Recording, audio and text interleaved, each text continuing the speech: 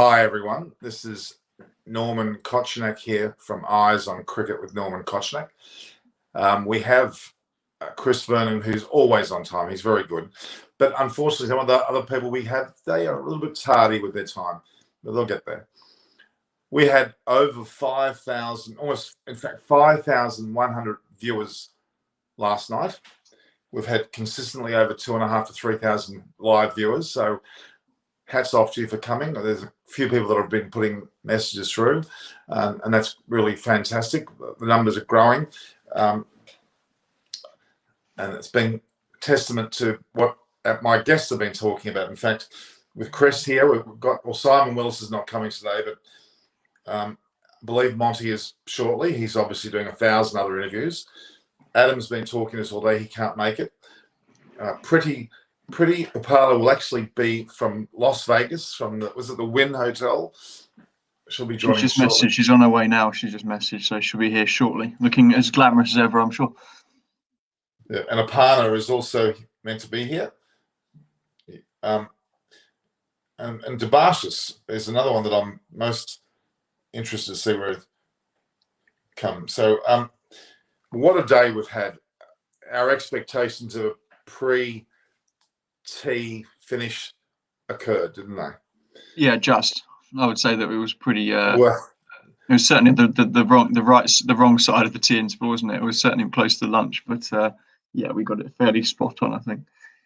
Considering there's still what 4 sessions after tea that would have taken place if they needed it. So I think they did it with ample time. And India got lucky with all the rain that was forecast. I can't believe it got pulled out. But... It's actually raining here in Sydney at the moment. It's not raining anywhere else. Yeah, it was a magnificent victory. Let's be honest. Ravichandra Ashwin actually played particularly well. I thought he was rather unselfish actually in the second innings because he could easily have elbowed both Aksar and Kuldeep out of the way to get his 10 for the match, which he didn't do. Admittedly, Kuldeep bowled late, but I thought he bowled well. And gee, I like him. Every ball he bowls, there's an expectation of a wicket. Do you feel that when Kuldeep bowls? Yeah, I think you get that with a lot of good wrist spinners. I mean, I grew up, and it was slightly before my pomp in terms of age-wise, but obviously saw Shane Warne bowl, who I think is the best spinner ever to live, without doubt. And even people like Adil Rashid or people like that, from an English point of view, you get excited that you think every ball something's going to happen, whether it's a long hop and a wide or a full toss or a 4 or a wicket, if that makes sense. So yeah, no, he looks good. I just get the impression that that Kohli and the selectors don't fancy him much, and he might miss out on the 3rd test, because why wouldn't you bowl him more? Why would you not want him to see him bowl and see if he can get some wickets and some confidence? Do you think? Oh, hello, pretty Upala. Look at you've got your $45 million necklace there. Hello, namaste. How are you? Namaste. And there's a nude man behind you, by the way, just to let you know. Did you know that? It's a woman. It's a woman. Oh. Geez, if you told that model that she looked like a man, she'd slap you on the face, Norman, I think. Okay, now I can see her more clearly, but all I saw was shoulders. So the shoulders are quite broad. So, oh my gosh, this is a bit risque for any channel. My heavens. How is it at 2:30 in the morning in the Wynn Casino? Is that where you are again? The Cosmopolitan. No, I moved. I'm at the Cosmopolitan. This gorgeous suite. It's amazing. A bit more closer to the action, isn't it? The Cosmopolitan up towards the Aria, and yeah, the Wynn's a bit more out of the way, isn't it, down the bottom? So I'm a Caesar's Palace man myself. I rather like to stay at Caesar's Palace.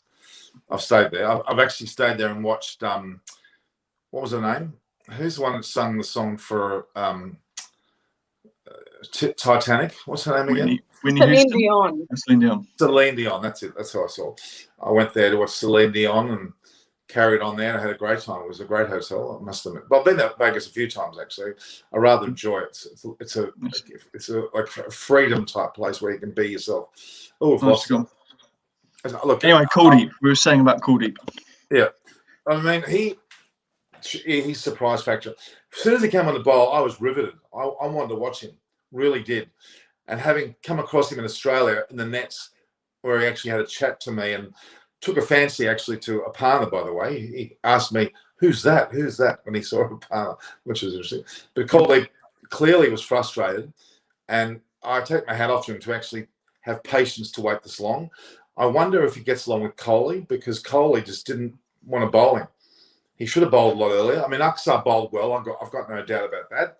He got his fifer. He deserved it. But I would have had Coley on a bit early. He ended up taking 2 wickets.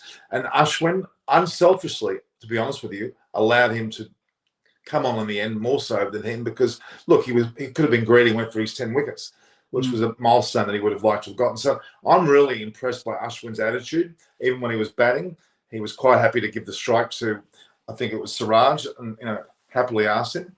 So yeah, I just get the impression that the Indian selectors have made up their mind about the third test already, and that Kuldeep will drop out for another seamer. I assume that's what the way they'll go. Right. Makes total sense, and that's why they showed Bumrah warming up before the game with the pink balls. So I just think the fact that Kuldeep didn't bowl much would suggest that they've made their mind up that Bumrah comes in for him for the third test, and they play the 2 spinners, especially given how good Aksar Patel went. So it's nice. We've got Pretty Upala and Monty Panesar. Upala's not very far away. I'm just having to ask a question.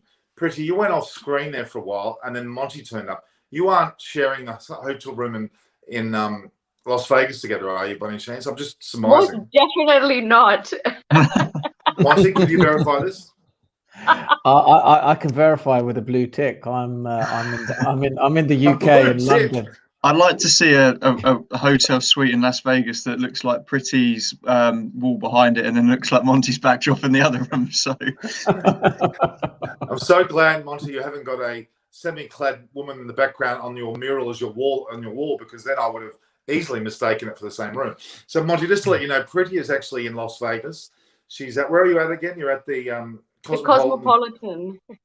In a suite, and she's got a $4.5 million carat gold, diamond necklace. Just show it to us all. Yeah, just show. Turning into a fashion show, Norman. Especially eyes on fashion with Norman. Why not? Well, I mean, you haven't seen my full outfit today. It's quite impressive. Not okay. So, actually, Mervyn Richards is going to join us from Antigua. By the way, he's just messaged me. He just woke up, so he'll be a little bit sleepy-eyed.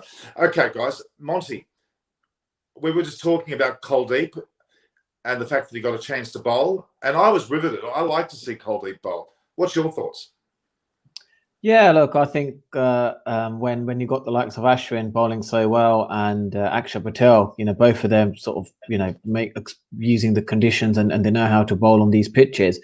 I think it was good on Virat Kohli to actually, get Kuldeep into the game and just got his confidence up. He took a couple of wickets. He took the last wicket of Moeen Ali, so that was good of Virat Kohli, because he could have easily just they could have easily just won the game with both Akshar Patel and Ashwin. But that's something, I think good captains, they always try and, they always think like, when can I get, certain players who haven't been involved in the game so they can feel part of the win. And that was good for Virat. Well, Virat was particularly good. A lot of the pep talks between like drinks breaks and going in the field, he's very animated, very vocal. And he had the actual group were very relaxed as well, I thought, which was superb. Again, an expected victory. I think we all talked yesterday about there was some, tea time would be the time when they would win, and they did that. I didn't mind Moeen Ali's batting at the end. He almost scored the fastest 50 if he kept going. If he hit another couple of shots, he would have been the fastest 50 over and above Mushtaq Al-Haq. Was it Al-Haq? Exactly, would have been above his 50. But no, it was a very impressive result.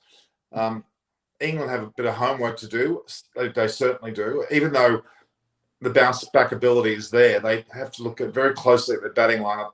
And someone, and I'm not mentioning anyone, but someone below me might be the person to get in the ear of Leach. And now, as we hear, Moeen Ali is going home. Did you hear that, Monty? Yeah, I heard that. Yeah, obviously I did, and there's been a bit of a debate going on right now in England. Actually, they're thinking, why is he going home? And I think one of the reasons is because he probably will get picked up in the IPL auction, probably with that quick 50. I'm sure another 100,000 on top of his asking price right now, and so I think Owen Morgan and the England management, they know that we won the sort of 50 over World Cup last year, so this year's a big year in terms of white ball cricket, and they want most of all their players to be ready, rested to go in the IPL, which is a big tournament this year for English cricket, because in terms of their planning, Ed Smith and Owen Morgan, they'll sit down with the players, they'll look at the venues that they're playing at when it starts in October, and this will be vital source of information for the likes of all these players, English players who are playing, because then they can sort of relay to Owen Morgan, and while he's at Kolkata Knight Riders, I think they will be start to plan where their games are, what are the game plans at each venue with the opposition. They will be definitely planning ahead for this, and I think at the moment they're stronger in white ball cricket than test match cricket, so they're trying to manage everyone's workload. So it's understandable why Moeen Ali's going, because he's a key figure in that T20 team. So do you think that means Dominic Best just goes straight back in? Yeah, I think so. I think Dom Bess is a like-for-like replacement. I think, the rest would have done good, him sort of watching how Ashwin bowled, how Moeen Ali's bowling. And, I think they're kind of the future at the moment, Jack Leach and Dom Bess for Test cricket. So yeah, as many Test matches they can play, I think it's important because, with the Ashes coming, in Australia, you need your resources of players to be available, and this is the perfect time for the likes of Dom Bess to get that exposure in Test cricket. You're right. We've just been shared on a platform called Sri Harsha Cricket, which is about 400,000 extra viewers, so that's going to be interesting to see how many peel over to ours, which is great. Monty, we've been very, very lucky because extra time with about close to 800,000 viewers, and Sri Harsha are now joining up with us. They're going to be sharing a lot of our programs live at the same time. We had over 5,000 watching live yesterday, and the numbers are already going up very quickly today. So thanks to people like yourself, Monty, and obviously Pretty, and to a lesser extent Chris, and very much Chris as well. It's been great. Look, where to from here is my question. Obviously, we've got about a week before the next test. Obviously, the IPL is going to consume the airways due to the IPL auction, which is taking place in 2 days' time, which Chris Pretty and I are going to be involved with. And Monty, if you had time, you could also be involved if you like. We're getting some very good platforms to work with on that, and some very good help. And that's always exciting. I find the IPL auctions one of the most exciting moments, because it's, let's be honest, it deals with money. It's always interesting to see what these guys are getting. Why didn't you play IPL, Monty? Or did you? I just couldn't get into the IPL teams. I think either they wanted a spinner who can bat, which was far more attractive than actually just a specialist spinner. So you can see the likes of Kuldeep Yadav. He's a specialist spinner in India, and he finds it difficult to get into the IPL, especially last year. So yeah, I think that's one of the reasons why it was very difficult for me, to get into the IPL. But having said that, now, I mean, the batting capability shouldn't be an issue, because most of the IPL teams don't bat to the tail, do they? Normally, it's an upper order battle, isn't it, to meet what I can gather? So I don't see a reason why you couldn't. Anyway, Pretty, what are your thoughts? Have you been celebrating with your Indian counterparts in Las Vegas? Has it been bad? I've been celebrating President's Day here. It's a bit kind of one big party here. It's a lot of people. It's been such a fun weekend, a huge weekend, really, because it's a long weekend, Valentine's Day, President's Day, public holiday, and it's very kind of much more open in the state of Nevada than in California. So it seems like the whole world has come here during this crazy weekend, and everyone is having a ball. They're gambling like there's no tomorrow, so that's a bit concerning. But it's just so nice to get a change of scenery. I think we need it once in a while. How was the pandemic in Vegas? I mean, California's pretty bad, but is Vegas strict? Well, I'd be surprised. I'm curious to see if there's going to be a surge after this weekend. But they have managed. I think they've done a reasonable job. You know, these numbers I don't trust. I think they're fudged. So Okay. I don't know what the actual number is. And at the height of in California, at the height of the surge, they decided to open up outdoor dining because the governor is being recalled. So it's all political. They're just making decisions based on their own political gain, and I think they're playing with people's lives here, especially the way that California as a state is run. The governance is atrocious, and I do think that this governor will be recalled, and he really needs to go. We need to get someone new, I think. So are you saying, I mean, outdoor dining's not a bad concept because that generally, we have that in Australia. That's quite acceptable because it's the distance is naturally there and it's an open air. It's probably a lot safer than indoors, but yeah, interesting. All right. Chris, you've been very quiet. I mean, I know you've been actually particularly quiet. In fact, you're so distant from the camera, you look like that's better.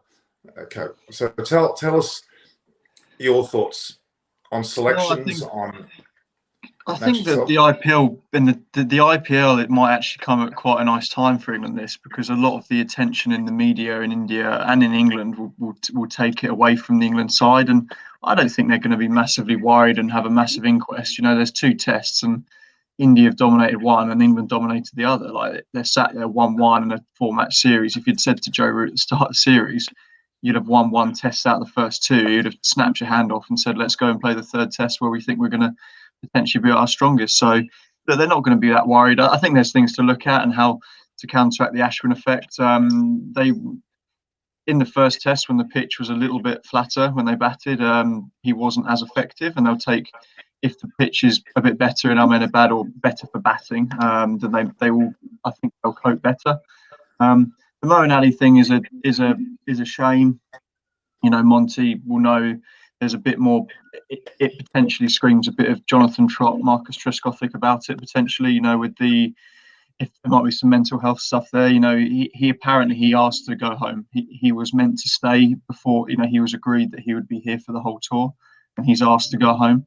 You know, he did 20 days in isolation in Sri Lanka by himself. He's done bubbles, and you know, it's tough. You know, a lot of the guys in the Big Bash, England guys, didn't choose to go. Tom Banton, Tom Curran didn't, because they knew that they would have had to have done 14 days. You know, I know Sam Billings and David Malan, when they went and did 14 days in the hotel room, they couldn't leave. They had no balcony.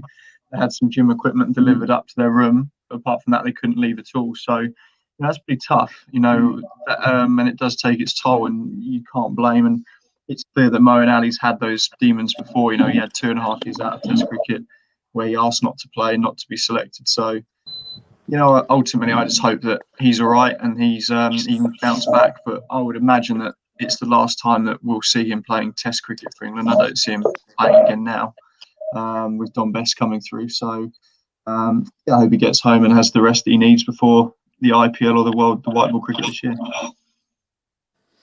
Okay. To me, yeah, there's probably going to be more than meets the eye with this. But hello, Aparna. Hello, how are you? How we can hear Aparna. Oh, well, that happened yesterday as well. Yeah. Finally. Hi, everyone. Hi. Yeah. Hi, Aparna. I am gloating again. India won. It's a good Good win. job. I hope you didn't say bloated. That means you've drunk too much, or do you? Not gloating, not yet. Maybe after. Well, I could easily put you all on the same line there, and we could have. No, I can't do that. I wonder why I can't do that. I'm trying to have the 3 party people at the bottom there, because we've got Vegas, we've got Australia and England. That's quite a big party all over the world. My heavens! I'm not sure me and Monty are partying too much at 11:15 in the morning somehow on a Tuesday morning. Well, the thing is, the government's announced that the pubs will be open in the next 2-3 weeks, and we can't serve alcohol. So I don't know why they're opening. Yeah. They won't say, why are they not serving alcohol? They believe that when people drink, they don't social distance as much, which I get. You'd like to think that they might say, well, they're trying to open the pubs up for maybe meals and food. Maybe they could say, pubs might say, bring a bottle of wine and have it with your lunch or something, and then it might attract some more people. But the COVID, we don't need to touch on COVID in this chat. I have far too much politics on my news feeds without an hour of it talking to you guys. So I'm sure everyone else thinks the same. So Debas has just contacted me to say that his son had a small accident, and that's why he's delayed, which is very, very fair. He just messaged me that nothing serious, I don't think, but still worthy of his attention. So that's unfortunate. All right, okay. So we're not alarmed by England's result, as we were when India lost as well. It's brought things back to level playing field, really, a level pegging situation. It just adds even more to the third Test match, a day-night affair, a later start, which will be I think it's how many hours later, Chris? It's 2:30, so it's about 5 hours later. It's a 9 o'clock start in England in the morning, which is just ideal. No more like living not 3 o'clock get ups to talk to you, Norman. So 9 o'clock start is perfect. I'm sure Monty would agree. Yeah. Be also getting out. Sorry, mate. Sorry, I can't see you guys, but I can hear you guys. We can hear you. You're fine. We can see you, and we can see you and hear you. So it's probably just a temporary glitch. Just maybe you've hit your camera button or something. Yeah, okay. It'll be interesting. England announced their squad for the last two tests. Bairstow's back in, Curran's back there, Wood's back out there. I think they're just what they're trying to do, and I don't see Sam Curran or a couple of those guys playing, but I think they're trying to get that. They probably made their mind up that with all the test matches this year, the tour to Australia as well, that they probably want a squad, at 15, 16, 17 of pretty much the same sort of squad. And I think they're quite happy to have them all there together, getting that experience, getting training going, But Bairstow's back in. I wonder what Monty thinks about what they'll do with the batting order. I assume Crawley will come in and bat 3. It's just whether they take a view and maybe chuck Bairstow in at the top instead of Burns, who's been about at form, or maybe open with Crawley, bat Bairstow at 3. Yeah, absolutely. I agree with you. I think that could be a great option. And also, what else is important is actually, I kind of ran a poll on my Twitter account to think that what do people prefer, 5-day cricket or or 3-day test matches, and a lot of them obviously enjoyed the 5-day cricket that Australia that you tend to get.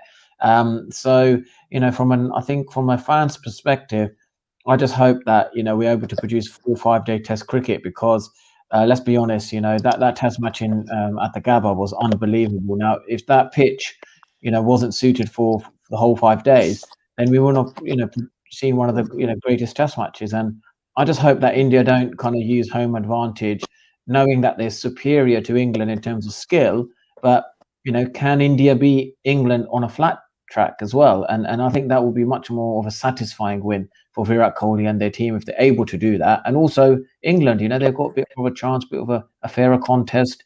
We may see England, compete a bit more better, and which will be much more compelling viewing for all the cricket fans, around the world. Certainly. Monty, let you know, we've been joined by the youthful, slightly not awake Mervyn Richards. You've just woken up, haven't you, Mervyn?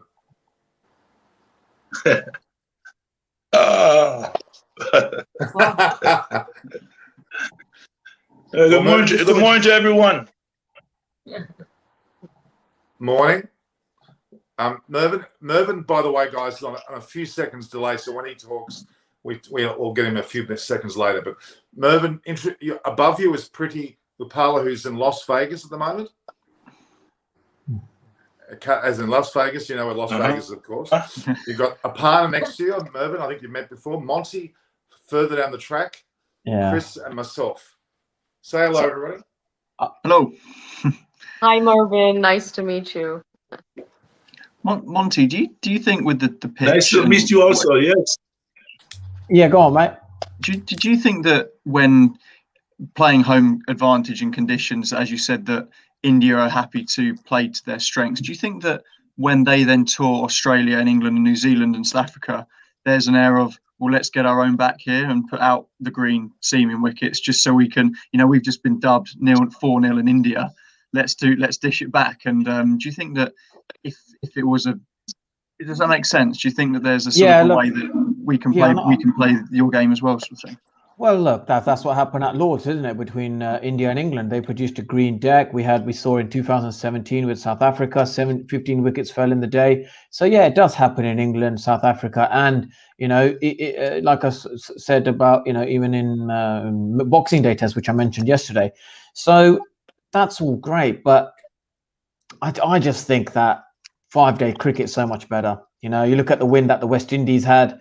Which I'm sure Mervyn probably, like his, sitting with his brother or talking to his brother, Sir Vivian Richards, thinking West Indies got no chance in chasing 395.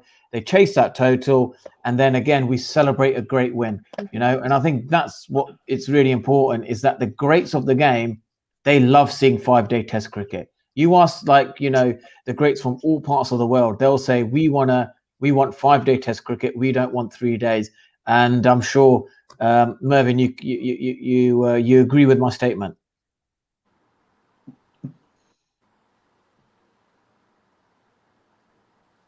Mervyn, did you hear that? Okay, listen, I've got to go. I'll join you guys later. Okay, guys, we'll see you soon. I think Monty's got a good point. I think if you look at the best test matches over the last 10, 15 years, they typically go the distance, and this is a great win for India, absolutely, but it's not going to go down in the echelons of cricket history. So but yeah, it's an interesting point. I don't think there's a right or wrong answer. I think that home sides and India want to win the home series at home, and rightly so. And England weren't up to scratch in this test, which played a massive part, and India were just too good, and you have to just give them credit for that. Guys, I'm very impressed that we had Monty, because he had 2 programs, one either side of this. He squeezed in a good half an hour with us, which is magnificent. Let's thank him for that. And viewers, remember that. Monty. Seriously, we have to thank viewers. We have to realise that Monty Panesar is wanted at about 10 different locations, and he had the decency to make the time for us. So I respect that greatly, as I am respecting Mervyn Richards, who could be sleeping with his teddy bear now, but he's decided to join us, as opposed to Mervyn, can you hear us? Intermittently, not very clearly, I must say. That's right. I was just talking about you sleeping with your teddy bear and waking up a minute ago.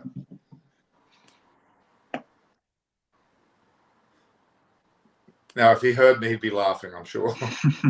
It's a bit of that, isn't it? Yeah, we were doing the pajama party, remember?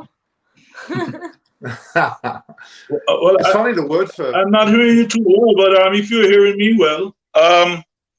I gather that India won the test. Yes. I'm afraid we haven't been seeing ball by ball. We've seen more of the West Indies and Bangladesh, and also South Africa and Sri Lanka. But we haven't seen any. Well, Mervyn, can you tell us about the game? I haven't seen any of the England India tests. Gather that India won. They did. Can you talk about, Mervyn, can you talk about the West Indies versus Bangladesh for us? If I can talk about what, sorry? West Indies and Bangladesh.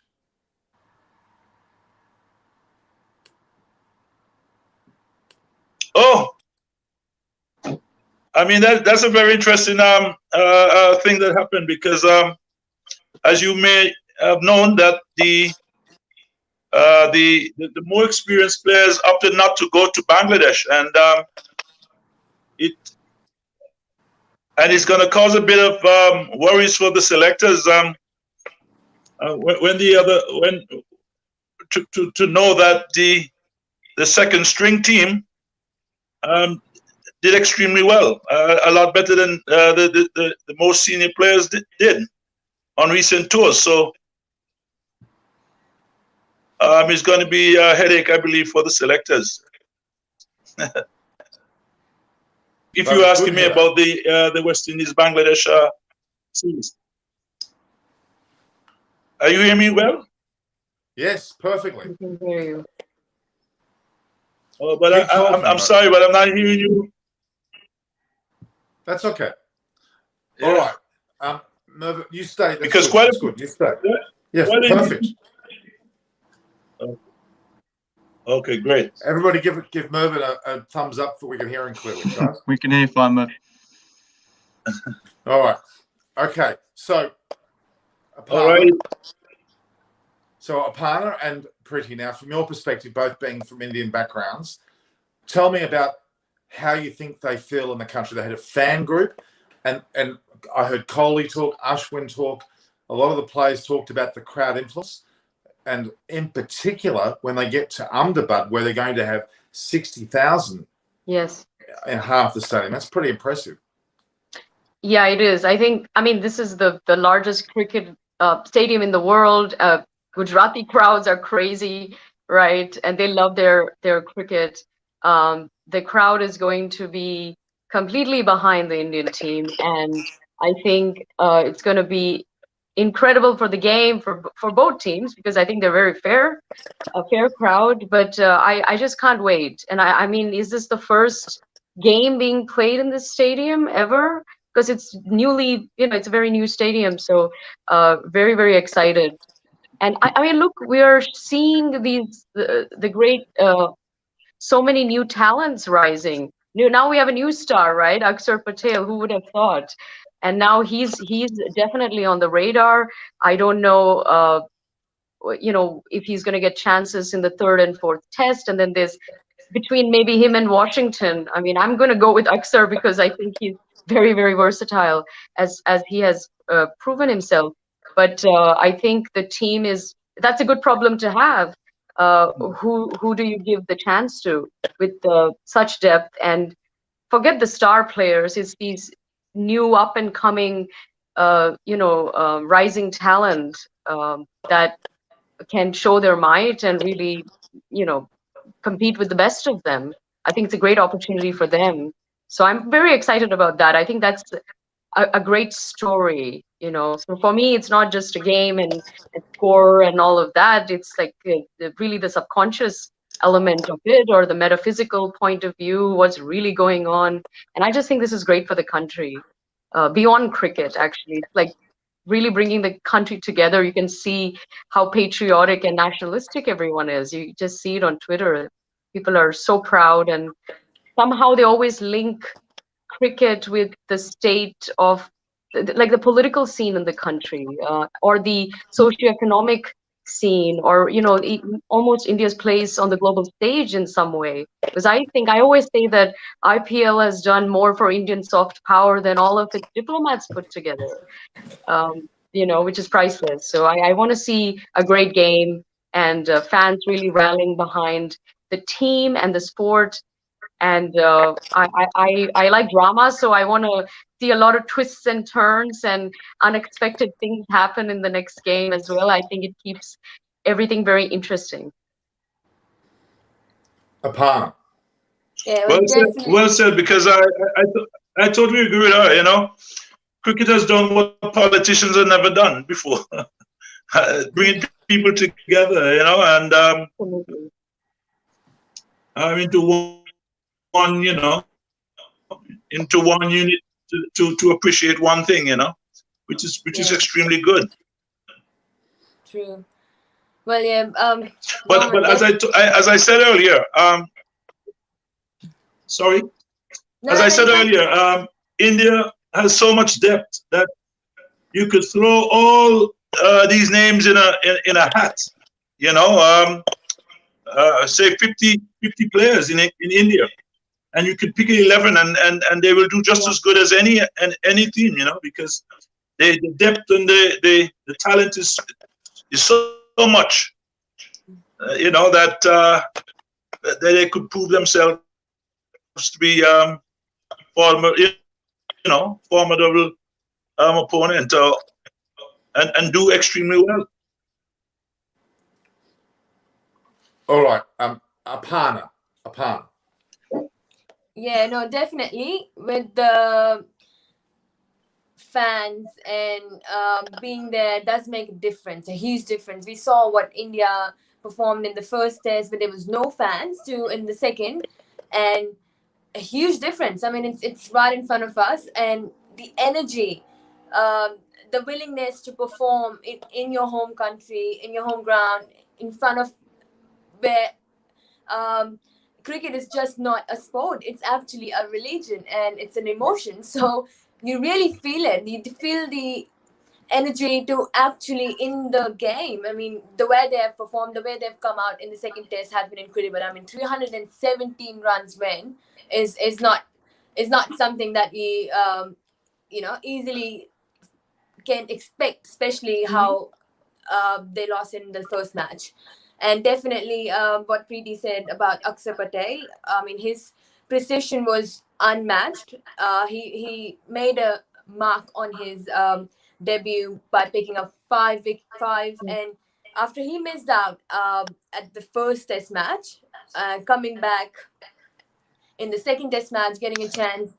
And even though the wicket was favoring him, but his temperament and the willingness with spot-on energy and him bowling with Ashwin, even though Ashwin doesn't let anyone dominate, and doing that, also challenging the batsmen and getting them out. I think that all comes from the crowd. I mean, the crowd cheering them, the energy is flowed throughout the whole team, and this is the result what we get. Incredible game. Now, I'm gonna introduce hands up for the sake of the group. So, Pretty's put her hand up first. You go, Pretty. No, I was just playing with my hair. I didn't put my hand up. All right. Actually, I did want to ask Chris a question. Yeah. I can see that JD put an English team on the board, on the message board. Is that possible? They wouldn't have announced the site. They had not announced it. I think that that's what it will all look like. They won't play Broad and Anderson together. Archer will come back in, I would imagine, for Stone. It just depends what they want to do with Rory Burns at the top. I think he's got 30 twice in his last 8 innings or something. So he's struggled a little bit. I think they're reluctant to change too much, but Crawley has opened, and they know Bairstow is a good player of spin. So I imagine that they could. I wouldn't be surprised to see that side. Akshar Patel is interesting. I think we spoke yesterday that unfortunately, due to the makeup of the side, I don't think he's going to play that much Test cricket. Merv. Chris, what about asking Norman his prediction? Because I thought he was pretty much on the spot. Is he paid to say that? Is he? How many dollars is he sending over to Antigua to say that? Jeez. But you were spot on, Norman. Amazing. Norman has some hidden talent. Now remember, remember Chris's reaction. He went. Oh, it's 1-1, Norman. I've heard that so many times before. I got the first test right, Norman. You got the second test, so we're 1-1 as well. But I didn't go. Norman, you said that. You said that. I'm just not gloating. I don't need to gloat. I don't need to send dollars off to the West Indies to get some praise, Norman. You know. So. Are you claiming that I'm bribing Mervyn Richards to say something good about me? I would never claim that, Norman. Oh no, that's really bad. Well, we'll do a string of races. I always like Ashwin. You know, he's I mean, tell you, this guy plays very straight. I think that if they have a problem with an opening batsman, that Ashwin could go and open because he plays so straight. You know, and if he doesn't do too well with the bat, of course, when he has the ball in hand, you know, he could, you know, he's extremely good. He's actually very clever. And also, you know, very clever. very educated too. I think, you know, you'd be surprised how many of these Indian players have master degrees, or they're sort of very highly educated for sports people. Very interesting, very bizarre. Bizarre. Some Well, of them we've have got- engineering degrees. I think one of them even had a PhD or something like that, you know. Really Well, impressive. I'm a software engineer. I'm studying law. If I become a cricketer, that means that's bizarre. Well, I think I think the competition is very high up. As I said, in a country where this population is 1.3 billion. It's cultural too, because no matter if you want to be an actor or if you dream of, you know, playing sports, education always comes first. So they always make sure that they have their you know, their degree in just in cases and things like that. Yeah, Well, I think that's due to. I played tennis nationals, and even after that, my parents wanted me. I've got a sister, and my sister is really good in studies, but I wasn't that much. But they still want me to concentrate. That's the culture of India. I don't know why is it like that, It's but the good. competition is so high up. Like even to get in sports or to get in university, you really have to be really good. So you use it as a backup. Even you see Bollywood stars and all, they all have either 1 or 2 degrees. And there's a norm in India that if you don't even have 1 degree, you're classified as uneducated, which is, I think, is absolutely not true. It's just a culture. It's the same in England. They make a point, you know, purely because, you know, cricket and professional sport, you know, your career, if you're lucky, you last till you're 40, you know, and that's if you're the best. You know, the best cricketers in the world play to their 40 max. So if you retire at 40, and it's not, you know, the Joe Roots and the Virat Kohlis are never going to be short of money, but for your typical county Ranji Trophy cricketer, you know, you're retired at 35, you've got 35 years left of your life to work, and you know, if you've not got a degree or professional qualifications, you know, people struggle. So it's important, and there's been a big emphasis on it in the county system back here as well, that, you know, you get often a county like Kent would pay or put one of their players through university while they're on the staff and make sure they've got qualifications so that they're not sort of left out in the lurch when they get sacked or retired, you know, and that happens all the time. So, well, I'm glad you said that, Chris, because in terms of men's cricket, that's the case, but it's women's cricket that I've had a lot to do with personally, which I'm very proud of. And Mervyn knows Shapali Virakoti very well. I put her through her course, the personal training course, and I'm very proud of that. She had nothing to go after her career, and now she's an actual qualified personal trainer, has a master's in training, which is her first qualification in her life.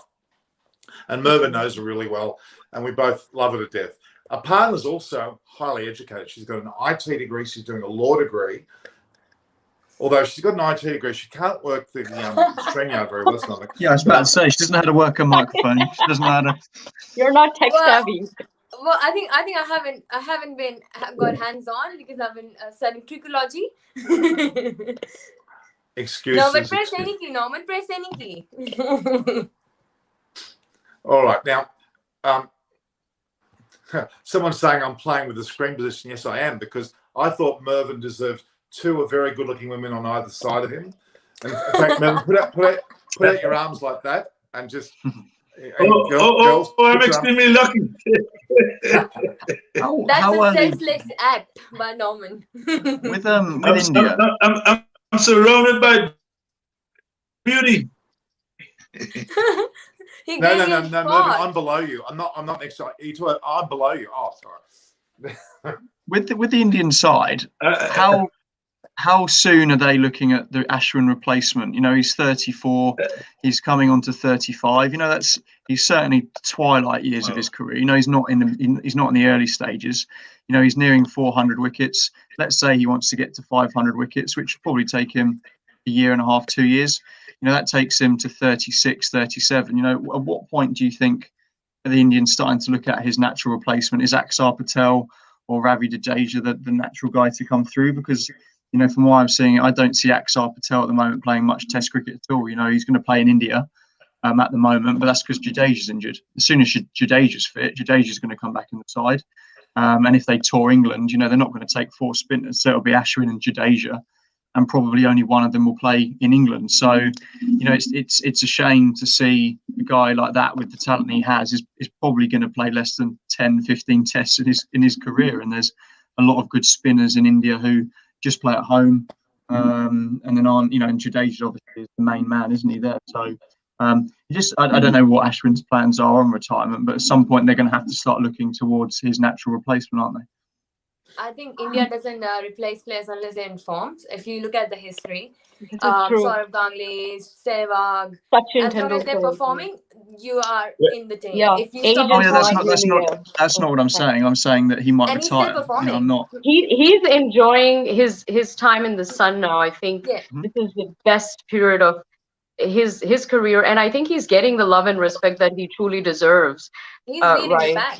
Such a meticulous player, and he's the superstar right now. He's really become so famous and so beloved in India recently, even just since last year. So I think he's soaking it up, and I think the country just wants to see more of him. I think he'll be playing for several years to come, and he's fit guy, you know. Yeah. India I doesn't don't have a disagree. rotationary policy in place, so it's not going to be like that. Even No, that's not what I meant. I don't English batsmen do want that, but it's not going to happen. think India will have a problem finding replacement for him. You can't replace him. I think he's kind of irreplaceable in many ways. Yeah, no, I wasn't suggesting they'll ever rotate or rest him. I'm just saying that I know Anderson is 38, but he's a massive exception to the rule. A lot of the best players, if you look at the Indian guys, the English guys, they tend to like to retire while they're on top of their game. You know, they don't.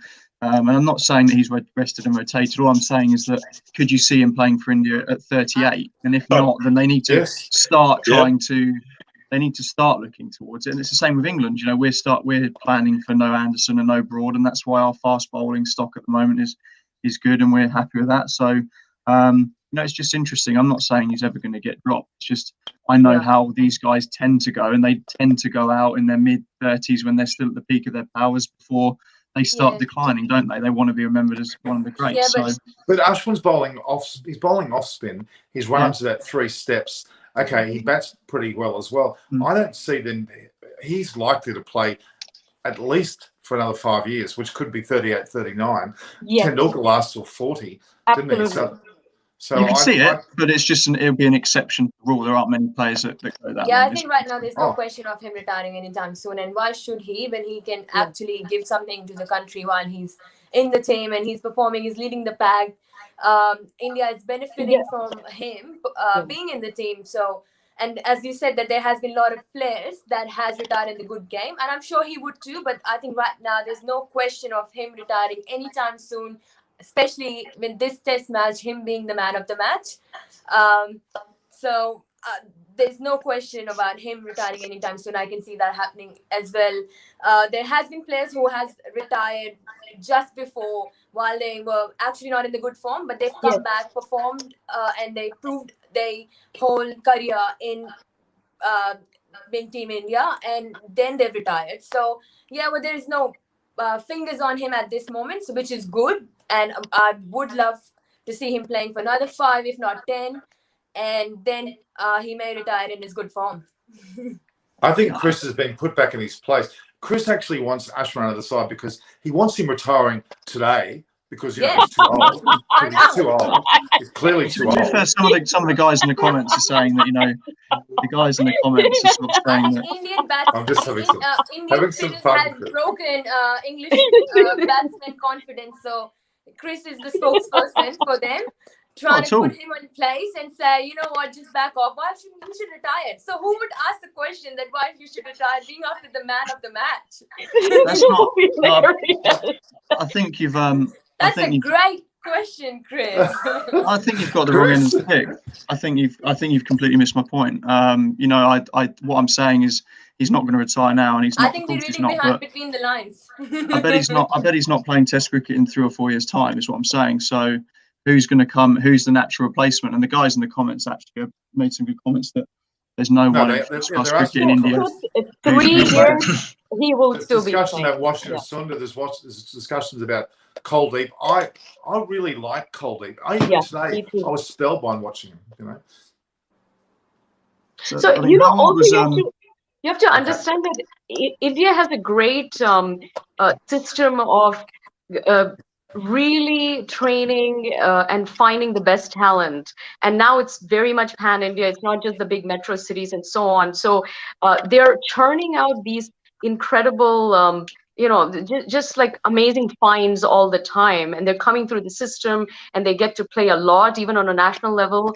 So when you have the greats retire, there's a line of amazing new talent just waiting to get their opportunity. So there's no shortage. I think in the last, I don't know, 5 or 10 years, I think they've put so much effort into, really encouraging, very young players and putting them through incredible training and, get a lot of practice and match play and stuff like that. So I'm happy to see that, because I think 20, 30 years ago, that was not the case.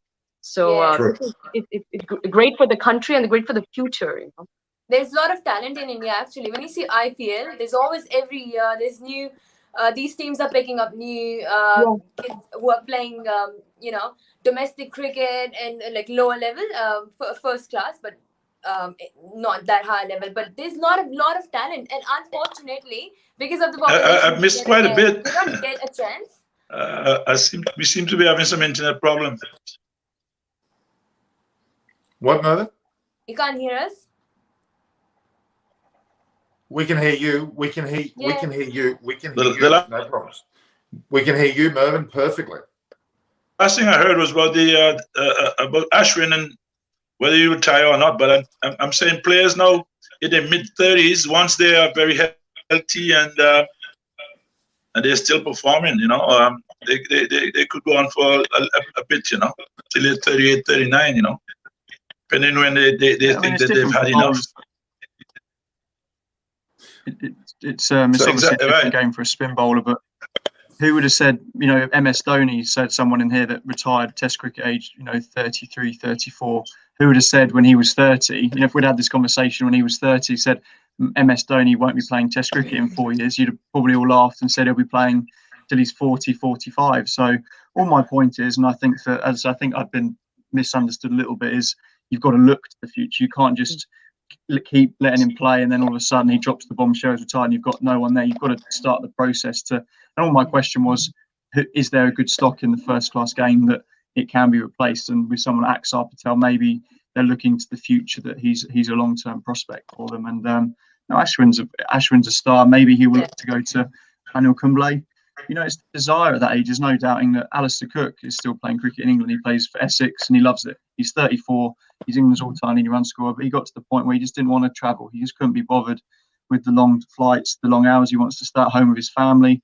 It might get Ashwin's got a young family, and at 35, 36, he thinks, you know what, I've done my time. I'm happy. I want to just I'm enjoy very happy life. to hear that Chris is worried about Ashwin's family now. All right, well, moving on. That's right. If my point, if you haven't got my point, that's fine. No, that's okay.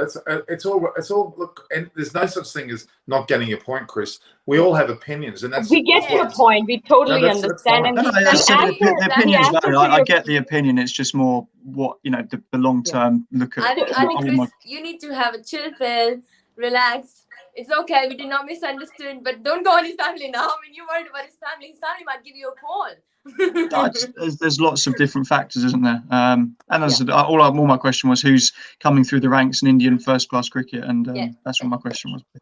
Well, I mean, let's look very quickly at Shane Warne for a moment. Shane Warne could have easily played further on. He went on an absolute high around that 700. He played a long time anyway, but he could have kept going, quite frankly. In fact, he got fitter in the last year or two. He lost a lot of weight. He was with what's her name? He was with that English actress. What was her name? Liz Hurley. Liz Hurley. Yes. Yeah. And they were extremely disciplined in his fitness, and he could have played anywhere up to another 4 or 5 years if he really wanted to. But Same as Kumble, same as Murley. You know, they could all spinners can all go on and play. It's just, do they want to? You know, it's the desire to keep doing it once you've achieved it. You know, Shane Warnpool didn't want to be getting up every day to fitness sessions, bowling, nets, training, media commitments. You know, sometimes you've done enough, haven't you? I think, and that's sort of the point. They don't go on. They don't always play into their 40s, do they? All right, we've got questions here. Music Harmony has just said, "Are you guys take? Are you guys?" But sometimes I think if you start pretty early, you know, like a Tendulkar who started like 17 or 16, 17 he started playing, you know, and retired. What time did he retire? In his 30s, late 30s? 40. He would have had a long 40. Well, yeah, that's extremely long, you know.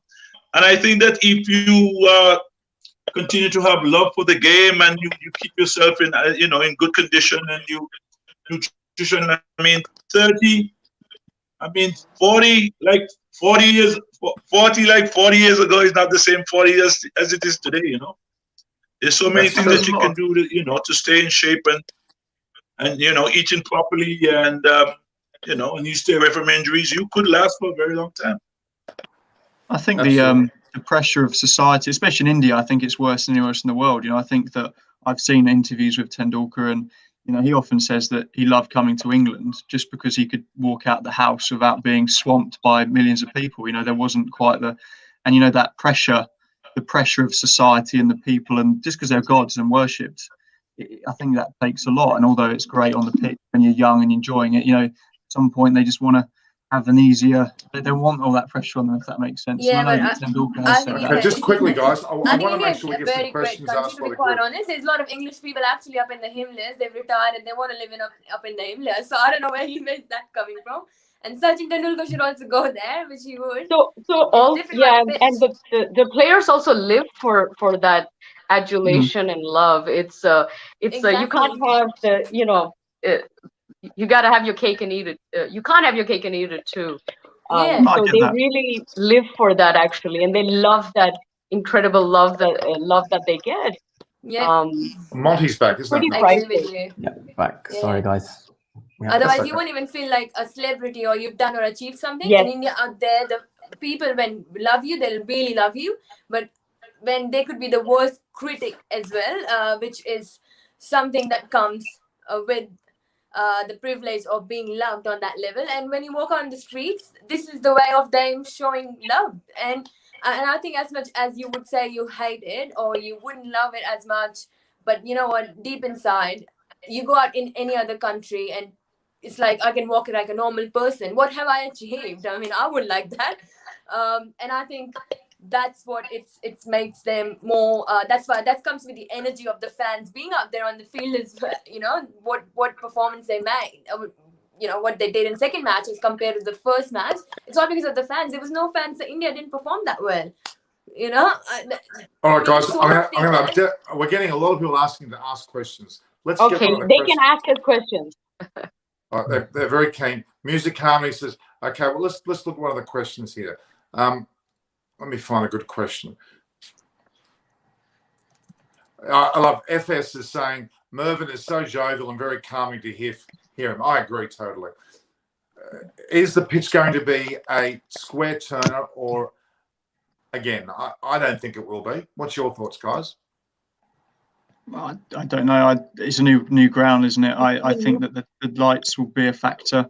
And I think the problem India have is that if they do produce another square turner, it can bring England into the game more. Just because if England can win a toss, then it makes it a lot harder for India to win that series. I think now they're back level. There isn't as much need to chase the series. But, you know, I think under lights that they have to take a view because England's seam attack is better than India's in those conditions, and so they need to think about what sort of pitch they want to produce. We've got Jaron Thomas here watching from Dibba. I'm guessing it's Dubai, is it? I think so, yeah. I mean, and this is a common comment. FS is Monty's back. They're all happy that you're back, which is good. We've lost Mervyn there briefly. He'll come back. There are a lot of questions about the state of the pitch.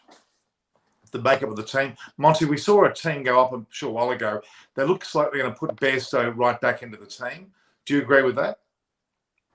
Yeah, I think so, because I think the way Dan Lawrence sort of played, he was attacking cricket yesterday, but just that first ball against Ashwin, and you can see how Rishabh Pant and Ashwin had a chat together, because they kind of knew that he uses his feet in the first couple of balls when he comes down the wicket, and they outwit him there. So that's like street smart cricket there. That's just an example of someone like even Ben Foakes should be watching and thinking, right, I should be having a word in the bowler's ear or speaking to them at some point and thinking, look, this is how he's playing and that. So that it's like Joe Root said in his press conference, this team's got to learn quickly and adapt quickly. Or else, if it's a turning track, I think, India will end up, winning the Test series if they keep producing these sort of wickets.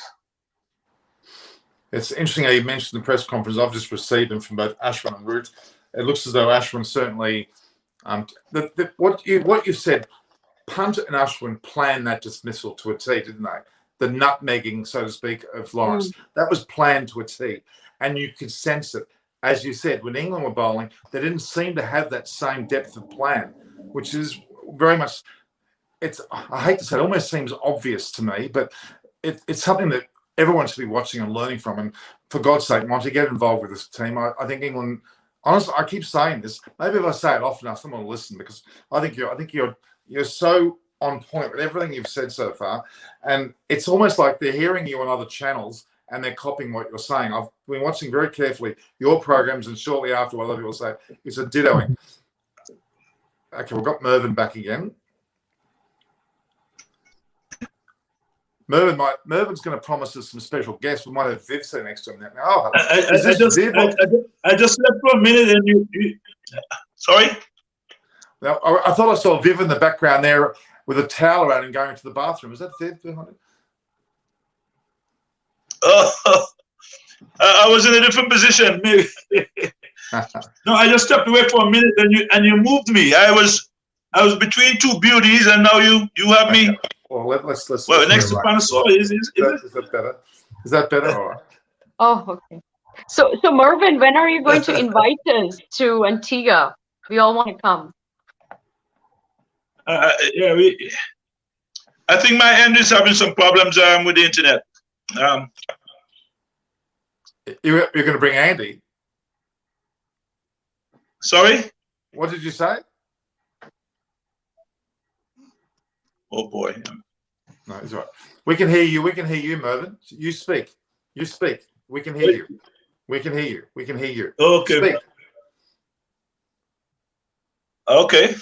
I don't know what we were talking about earlier, but that's right. We were talking about. Well, we wanted to know about your Antigua. Wow. Both Pretty, Monty, Aparna, and Chris. We want to go there and stay with you, either at Jolly Beach or at Sandals. I've been to Jolly Beach, so I stayed. Good place. Very nice. If you okay, what I can say is that we have extended the time for the curfew now, which is now it's now from 5 a.m. to 6 p.m. Oh wow! Everything goes down then, until about the I think the end of March. Wow. So things are pretty quiet here in Antigua, but they're still with the 50 overs. The West Indies 50 overs cup. As I said, we beat Barbados Pride, which is the Leeward Islands. Guyana beat Jamaica the night before last night. I think that will still go on until about 8 in the evening, but only those people are allowed to be out, to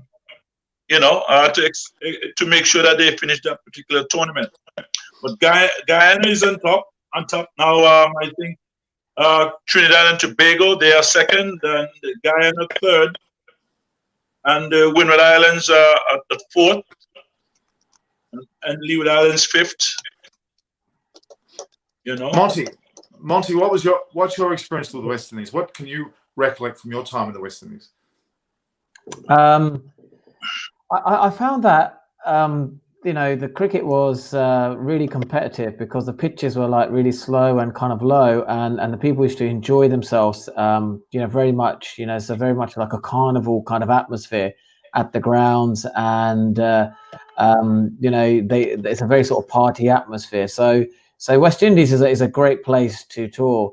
But some of us used to think like, what in terms of like people who live there, they obviously. There's a lot of people who just have a lot of time to themselves, and is that just everything's a bit more slower, isn't it? In the West Indies, everyone likes to go at a slower pace because that's just the way, culturally, that's how it is in the West Indies. So that's something which is really profound, and you kind of like by a few weeks, you're like. You're going. Everything's slow in your life as well. You're just a bit more laid back, a bit more chilled, and I think that's the lovely thing about touring is you notice so many different things going to different places. But West Indies in particular, very much a carnival, slow, relaxed sort of pace of life. But when they become competitive, they really fire it up, and that was an amazing experience. Well, thanks for that, Monty. We're going to put Pretty on assignment. She's going straight to Antigua. Yes. Mervin's going to pick her up from the airport, COVID or no COVID, straight to Jolly Beach Hotel. Aparna's coming as well. Chris is going to be too busy playing in the snow. And Monty's going to be on channel 1, 2, 3, 4, 5, 6, 7, 8 in England. Oh, that would be great. I mean, we welcome any one of you anytime, And as Panasar said, it really, West Indies is that place is really for, where they have a good time. They enjoy their cricket. The crowd, they know their cricket, and they tend to put a lot of pressure on the players. However, out of this last series that the West Indies played in Bangladesh, it gives us hope that that something is happening, that there is an abundance of talent. As I said before, the problem is between the ears, really.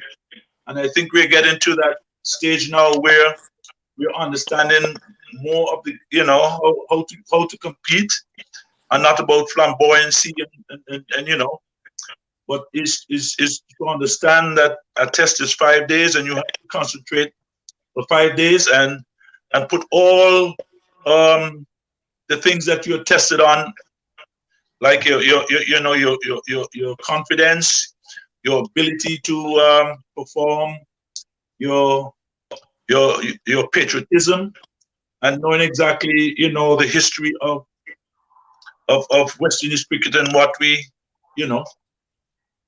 have done over the years, and to maintain that particular standard. So I think the players that are coming on now are beginning to understand this. As a matter of fact, I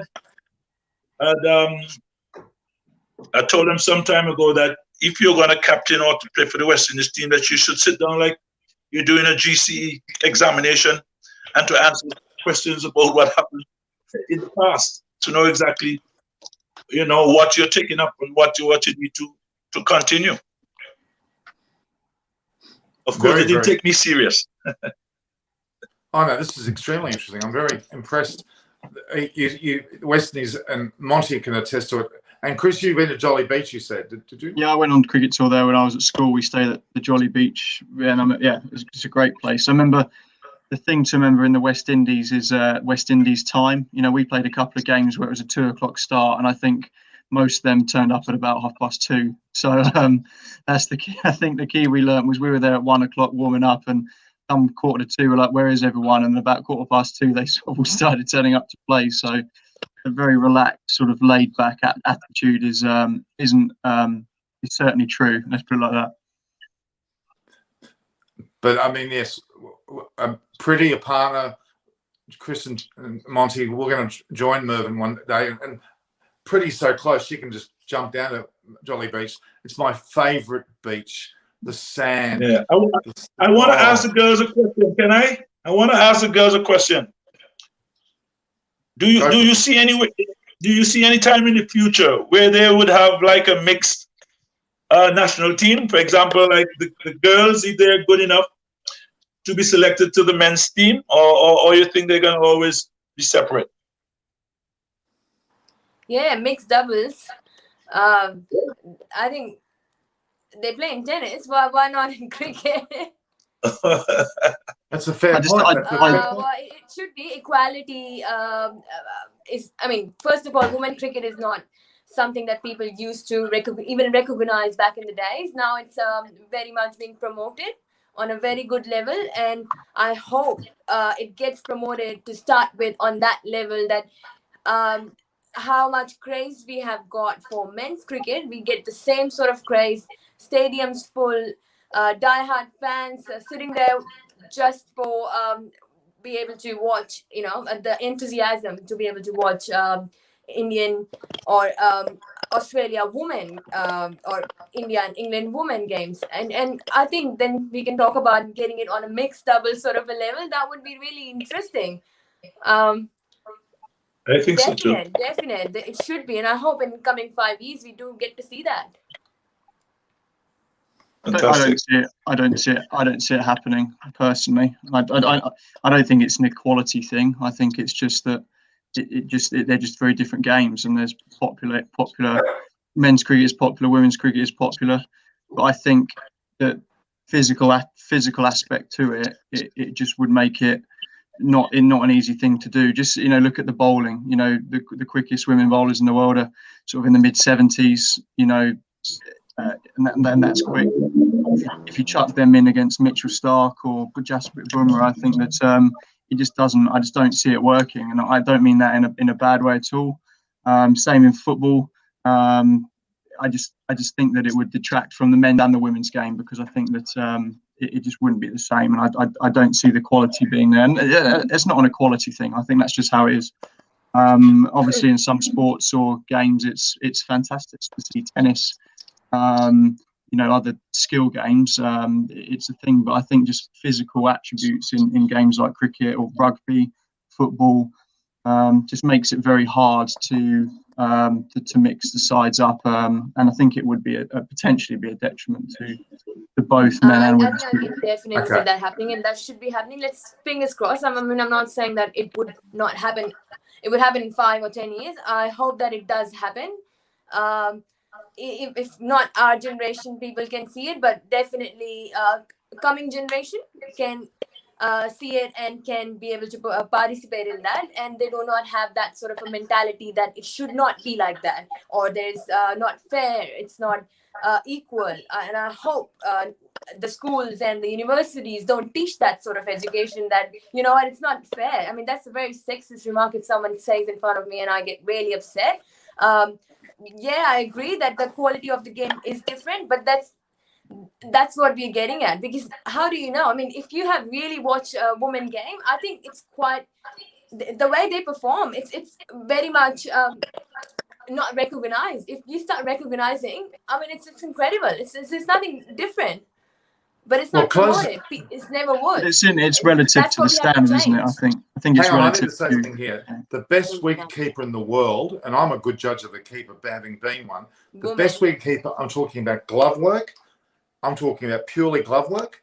There's one person. That's Rebecca Van Dort from Sri Lanka, who's now in Melbourne. What she does she catches the ball with one hand and flicks the bail off quicker than any male I've ever seen. I have not seen her drop a catch in any match I've ever seen her play. She's caught balls off a spinner in front of the stumps like a cat. I defy anyone to tell me who's a better wicketkeeper. There's not and I don't care how fast the bowling is. Her hands are like silk. Her eyes are so damn big. They're like cats. She is the best. Shabs as well. Shabs 135 kilometers per hour. Yeah. She's deadly. Yeah, I think Shab is our friend. Norman's and my friend. She's a South African player. She is so good. I mean, Chris, you should watch the game. She was in Thunders. Well, she was a player of the match, the women's big bash. I faced her bowling in the nets. I had no idea what was going on. She had this incredible movement. I've watched a lot of women's cricket. And I coach a lot. I coach a lot of girls' cricket here as well. I coach a lot of cricket, and I think that and you might not agree with me, but the reason why girls' cricket is on the up so much is because the popularity in men's cricket. because the more money that and TV rights that's put into the men's game, it filters through to the women's game because there's more funding, because the ECB and the Australian Cricket Board and the Indian Cricket Board have more money to be able to invest in the structure. And I wonder, and I don't think it's a sexist comment, and I'm all for equality, absolutely. You know, who wouldn't be? But I don't think it's a sexist remark to say that I don't think that men's and women's cricket should mix. No, we're not saying that. Chris, none of us are saying that. I know, I'm just saying in general. I know a partner wasn't. You being a cricketer, you should promote too. Yeah, no, I'm not. All my point was I don't think it's necessarily a bad thing to say why can't they just stay separately, because you know how many. Why can't we see them together? Tell me that. Why? It's not that I can't see it. I think that it would work, and in some levels it does work. Each has its place, and each is beautiful in its own way. Yeah. But remember, the flip side of this conversation is what is the dangerous stuff that's happening with identity politics today. We're now with this whole trans, movement. Now a man can play in the woman's side because he feels like he's a woman. This is happening in wrestling, in all kinds of sports, and it's not about equality or fairness. A very, very dangerous path that I think identity politics is going, and it's overtaking all facets of life. Yeah. No, I think politics should be always different from sport anyway. Yeah. Different conversation, but it happened in England. That Preeti, we had a Mervyn, you've started anyway, but keeping that all those issues aside, on a very basic and general level, I guess women cricket should be recognized on the same level, and we should start saying that. And we should also, if we hope for mixed doubles, I think at least what would we get good out of it is women cricket would be more recognized, and that's what we are all, I think. I think the focus should be on supporting women's cricket, making it more attractive, showing the world, showing the sponsors that it's financially viable, because that's what it comes down to. It's bumps on seats, and appreciate both games as they are. Celebrating all the mental gymnastics. Okay, I'm the host, so I'm going to butt in. 85,000 people, March 8th last year, MCG, Katy Perry played. Australia played India in the final. Australia won, but that was spectacular. Not only from a visual perspective, a full MCG. It's the last time a crowd's been full in any stadium around the world. And Australia batted fantastically. India fought hard. It was great quality cricket. I mean, Alyssa Healy, when she hits a six, I don't think anyone here could hit a six as well as she can. So I'm and of course I manage a lot of these girls, and you know, the reality is that Shabnam Ismail, 135 kilometres per hour. I don't like facing it. But the grounds are smaller. You know, you say about Alyssa Healy hitting a six. They bring the boundaries in 25 yards. You know, it's. But the pitch is the same distance. When she was 135 kilometres per hour, it's the same distance. It's a lighter ball. It's a bigger, smaller ground. It's a completely different game, and I don't think we can. Why do we have to be trying to level it up? Why can't we just say that they are different and let's celebrate that fact? And I was actually trying to get Rebecca Van Dort to be a keeper in the Women's Big Bash in Australia, and a novelty would be to have her play for the Big Bash as a keeper. And if they allowed her to do that, their jaws would drop, because she could keep better than anyone. She keeps what normally a keeper takes the handball with both hands and jags back. She goes bang with one hand. The bails are off. The bail's at the base of the stumps. The ball's at the base of the stumps. You don't even know what's happened. It is that quick. All right, guys, I'm concerned about time a little bit. Yes. We've done fantastically well. I love this conversation. Monty, do you feel a bit concerned that you've got two now very strong, powerful women next to you who are not letting you or I get a word in? No. I didn't hear you guys too much there, but what I can say is that maybe perhaps the different boards may be innovative enough to come up with a series of mixed doubles. You know, you have the men and the women playing by separately, and then you maybe have eight aside with a mixed team. You pick the best woman to go along with your best men, and let's have that tournament at the Sticky Wicket in Antigua. Now, sure. Let's start it there. We won't get a certain entrepreneur who was there involved. We won't get him involved from America. We'll get to leave him out of the question. We'll get that happening, because if ever there's a place which has equality. I think Antigua's the great start. The way that Mervyn Richards approaches people in his country is beyond reproach. This could be a revolution. Monty, you may be the team captain of one side. We might have Mervyn the other captain, and off we go. Absolutely. Yeah, but Monty, your comments, please, on the issue that we were discussing. Just your final comments. Yeah. I This think is such a sticky path that you're going on. No, with identity politics. Obviously, there was a man who just won the women's cycle race in Italy, and they're kind of raising these kind of issues, and it'll be interesting to see, because this year in the Olympics there will be transgender athletes available, and how many of them win gold medals, become successful, will be another time, a topic to discuss. But do you think it's ethically fair that if they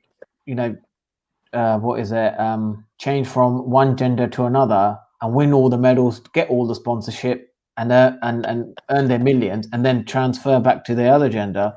Now, is that ethically correct, or once they've made the decision, they have to stick to that? I think the point is when there's one in a team, like there was I think a transgender man played for Kent in the women's and hit loads of sixes, and when there's one and all the women came out to defend and said this is great, and I'm all for it. I think it's brilliant that people can feel comfortable, but when there's, say, in 5 years time, when there's 8 or 9 in that side and there's only 2 women, I think that then there will be have a problem. It will flip. They'll say it's not fair. There's no women playing, and it's so it's such a and it's not something we should really be. We've had lots of comments, Norman, about sticky road to go on. Sticky, yeah. We've had a few questions, and Music Harmony saying some questions. A few people have asked who was our man of the match in the Test match. Was it Rohit Sharma or was it Ravi Ashwin? It'd be interesting to see what people's thoughts were.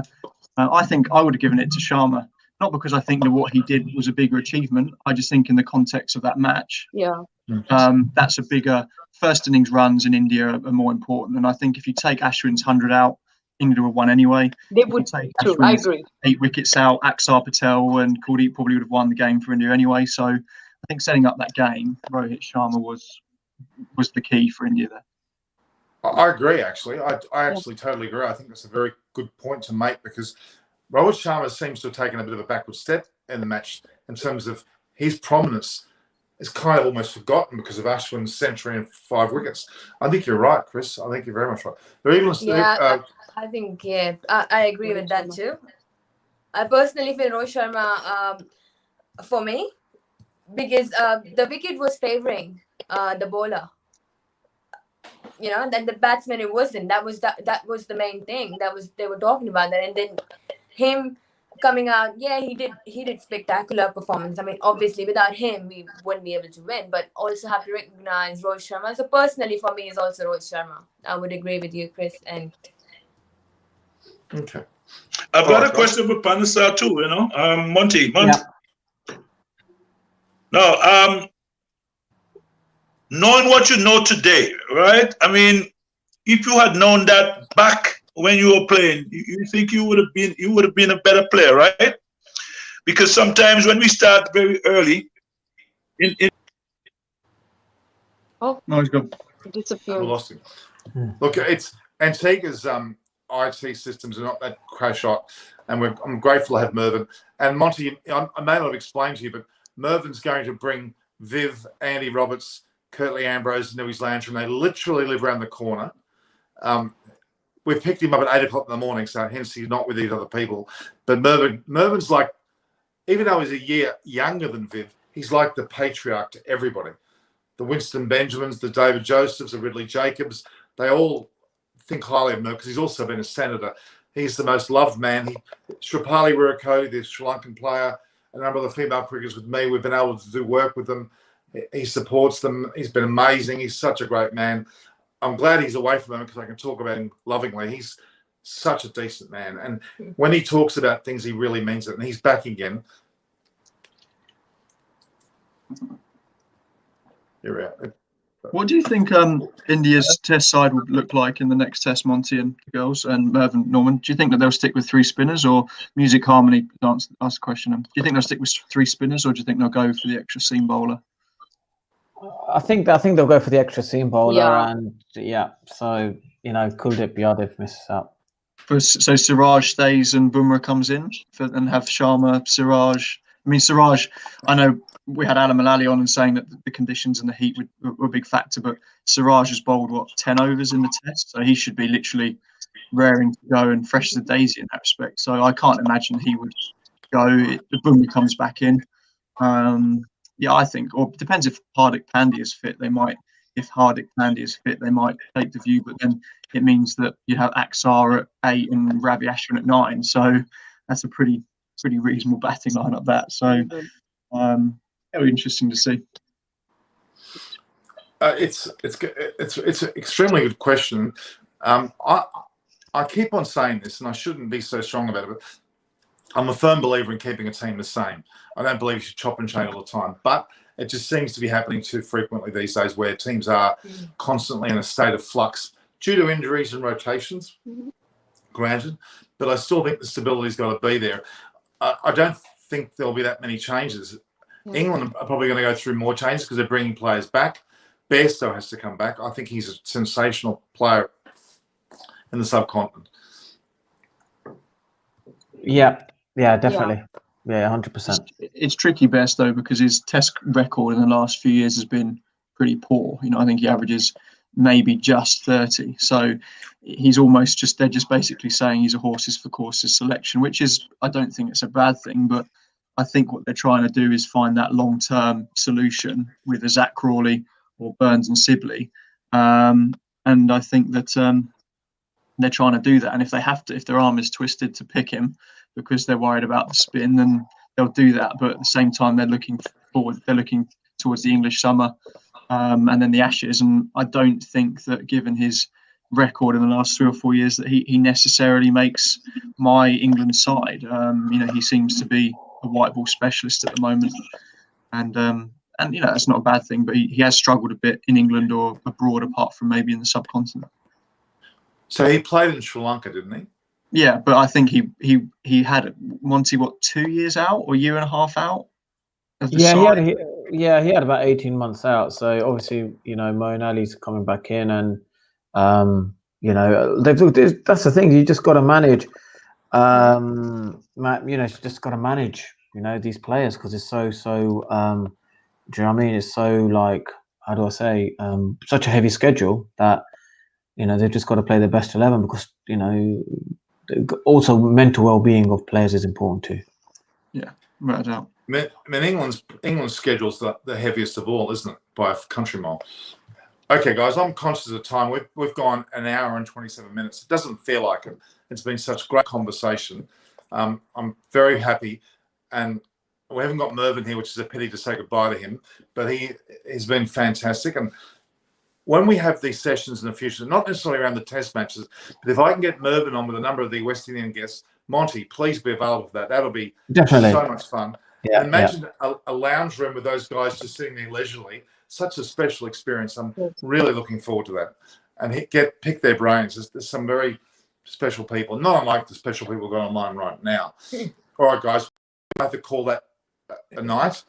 I hope you all enjoyed this. Yes, we did. Amazing. Thank you.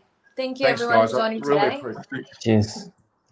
Thanks, Monty. Thank you very much. Yeah, thank you. Guys, have a good one. Thank you. Wonderful namaste. conversation. Can't wait for the next test. Namaste. Yeah. See you later. Thank you. So, Eyes on Cricket, thanks you with Norman Koshnik. Cricket Conversation with the Parnasani, the pretty effect, the pretty experience. Chris, the not so pretty experience. I'm joking. Yes, no, thank you, everyone. This is Eyes on Cricket with Norman Kochnak in collaboration with Cricket Conversation with Aparna Seni, and you can see this and upcoming ones on both platforms live with us. And thank you, Priti. And you can see Priti hasn't got her one, but you can see definitely what's your one, Priti? Can you send for our viewers? Yeah, it's the Preeti Effect on Twitter and the Preeti Experience on YouTube. which we have to So share platforms. It's very go important. now and I can, please follow. And Chris one you can see probably on the screen. So we'll come back again on the 24th as well. We'll have a big one before that. Yes. But we'll continue talking more about cricket, from the people who love cricket to the people who, as much as us, love this sport, cricket. And we've got Mervyn back. So Back. I need to go, guys, but it's been a pleasure, and we'll all chat right, soon. Chris, Bye, all the you best. too. Nice All right, guys. meeting you. So, Mervyn, we were saying goodbye, actually. So we want your heartfelt goodbye.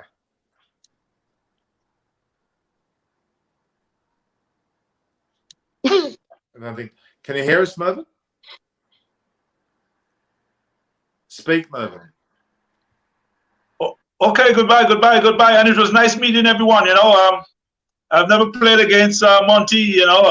One day I hope when he comes to Antigua that he can have a ball at me and I have a bat at him and see exactly how I could cope with him.